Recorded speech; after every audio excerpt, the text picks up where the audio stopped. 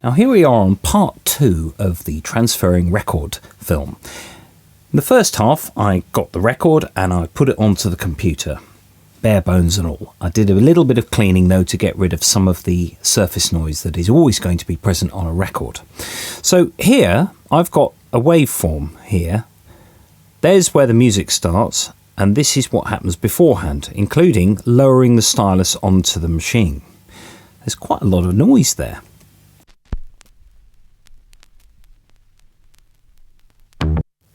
There's the start of the music.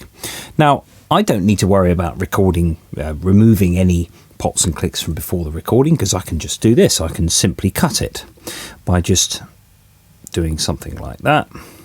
I can mute that just so I haven't got rid of it. There is a little bit of a click at the beginning, however. So what I could do is I could go in a little bit higher scale. Yes, you can see there's a little pop, there's a little click there. I could just get rid of that and then put a little fade on the beginning like that. There we go. That now should give me a clean start. Yeah, give it. I mean, of course, there's imperfections in the sound on the record itself, but that's, well, we have to live with that. So if we go along to where I recorded quite a lot of the tune, there we go. There's my same thing again with the stylus, and then it starts, and then you get a massive pop before the bass starts. It's not all the time that you get the clicks and pops in the same place, because dust is in the air. It might settle on the record. You might hear a bit of dust on the surface that wasn't there in the previous take. There you go. And it was just on one side. So something had got itself stuck onto one side of that record groove. Again, we can remove that. It's quite big, actually. If I zoom in on it, that's a fair old size pop there. Now, I'm using Logic Pro 7 here, but really all of these techniques can be employed in any digital audio workstation that's worth its salt. Now, if I just cut that as well, I'm just going to cut that and I'm going to get rid of that. We're going to start now with the tune. Now I can double click on this to open up an editor which shows me in a bit more detail what's going on. So if I just go from the beginning.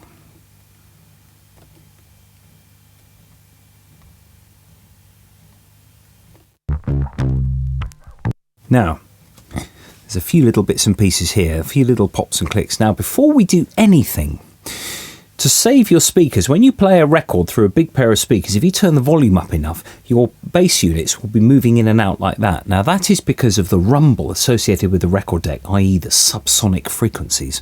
Some hi-fi amps used to have this on as a switch. It would go subsonic or low filter, rumble filter, or something like that. So what I'm going to do on here before I start is to apply a low-end cut from about 40 Hertz downwards. Now that's virtually inaudible, but it'll save your speakers, and actually it saves an awful lot of energy in your sound wave as well. If you're mastering from an old record, that'll have a serious effect. If you leave very, very low frequencies present, you're inviting problems. So if I just go into this and go back again and play it through, then you'll hear. Now, up to there is pretty good. Don't think you can get rid of every pop and click. It ain't going to happen. But there's quite a big one here. If I just put the cursor there and then zoom in on the middle, there it is. It's fairly sizable. There is something we can do about it. If we go right in, I just put the cursor right by it, we can zoom in at a very, very fine level. And this is where we can get the pencil and just draw across it like that.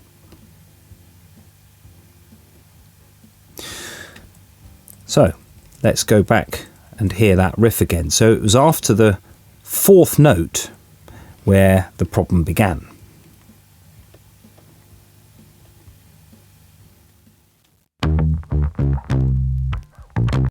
It's gone. It has left a few other of the little crackles there, but if you've got a large pop on your record, you can get rid of it. Now, I had it easy there because actually it was during a silence and it was easy to find. So you do have to use your ears to find where there might be a crack or a pop in amongst the audio material. That's going to be more tricky. So if I just go back from where I was, let's find that on here.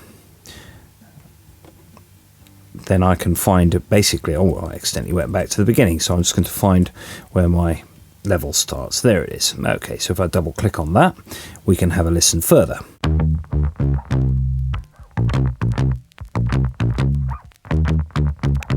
Ooh, now there was something nasty going on there. I'll just go back and find out where that was. There it is. So there's a nasty little click there. That's quite a large click.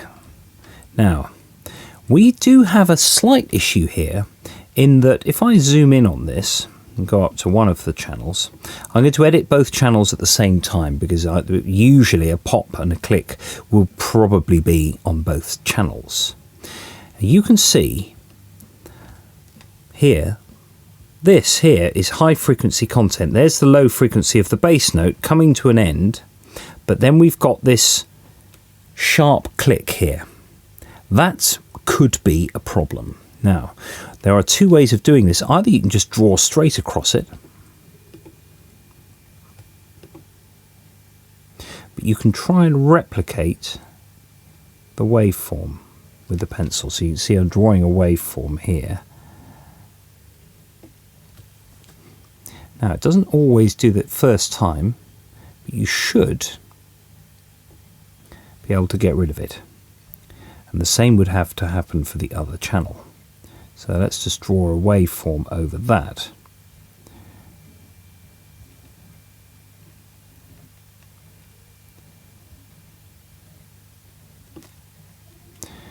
And then hopefully when you play that back now, not only will the click be essentially gone, but you won't hear that something's been taken away, hopefully. Okay, that was where it was, just before the conga comes in there. Okay, so I've managed to reduce it. It's still there a little bit, but it's a record with the, that's going to be something that just, is going to be. There's not much you can do about it. And although I found another one that's in a rest, essentially, it's still on the tail end of a note. And also, when you're listening to the source material, when it's louder, you will notice the pops and the clicks less than in quiet sections. So you've got to weigh up which ones, if any, you want to get rid of.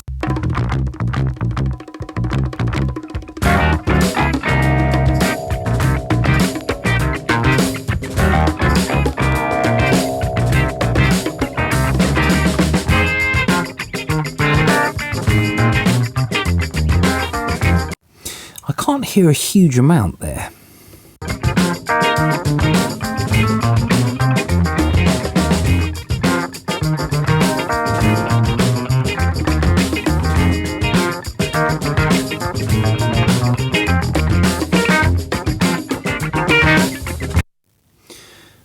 Not really.